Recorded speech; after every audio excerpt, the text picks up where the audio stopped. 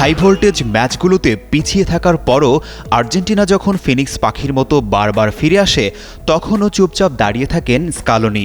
কোনো উচ্ছ্বাস নেই, কোনো উল্লাস নেই। টানা দ্বিতীয়বার আর্জেন্টিনাকে ফাইনালে তোলা এই মাস্টারমাইন্ড কেমন ছিলেন ফুটবলার হিসেবে? আর্জেন্টিনার জাতীয় দলে কি কখনো খেলেছেন তিনি? কয় গোল তার ক্যারিয়ারে?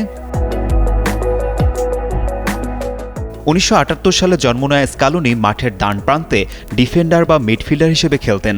আর্জেন্টিনার ক্লাব নিউয়েলস ওল্ড বয়েজ দিয়ে ক্যারিয়ার শুরু করে পরবর্তীতে চলে যান ইউরোপে। তার ফুটবলার জীবনের সোনালী সময় কাটে স্পেনের বিখ্যাত ক্লাব দেপোর্তিভো লা করুনাতে। সেখানে 1998 থেকে 2006 সাল পর্যন্ত দীর্ঘ 8.5 বছর খেলেন তিনি। দেপোর্তিভোর হয়ে লা লিগা, কোপা দেল রে এবং স্প্যানিশ সুপার কাপ জয়ের স্বাদও পান এই ফুটবলার। এরপর তিনি খেলেছেন ইংল্যান্ডের ওয়েস্ট হ্যাম ইউনাইটেড, স্পেনের রেসিং সান্তাদার, মায়ার্কো এবং ইতালির লাৎসিও ও আতালান্তার মতো ক্লাবে।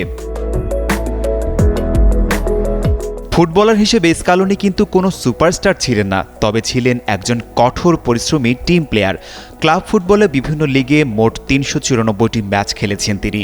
একজন রক্ষণভাগের খেলোয়াড় হিসেবেও তার পা থেকে এসেছে 23টি গোল। One parcel, more ways to send. Pathao parcel has expanded. Explore the new parcel. এবং তিনি সতীর্থদের দিয়ে করিয়েছেন 13টি গোল।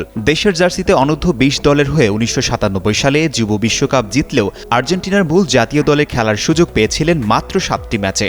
2006 বিশ্বকাপে আর্জেন্টিনার স্কোয়াডে লিওনেল মেসির সতীর্থ হিসেবেও তিনি মাঠে ছিলেন। 2015 সালে বুটজোড়া তুলে রেখে স্কালোনি নামেন কোচিংয়ে।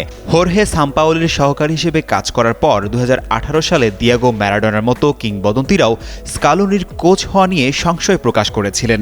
অথচ ভাঙাচোরা এক দল নিয়ে স্কালোনি তৈরি করেন স্কালোনেতা নামক এক অপরাজেয় সাম্রাজ্য। দীর্ঘ 28 বছরের ট্রফি খরা কাটিয়ে 2021 সালে ব্রাজিলকে তাদেরই মাটিতে হারিয়ে আর্জেন্টিনাকে জিতালেন কোপা আমেরিকা। এরপর 2022 সালে ইতালিকে গুড়িয়ে দিয়ে জয় করলেন ফিনালিসিমা।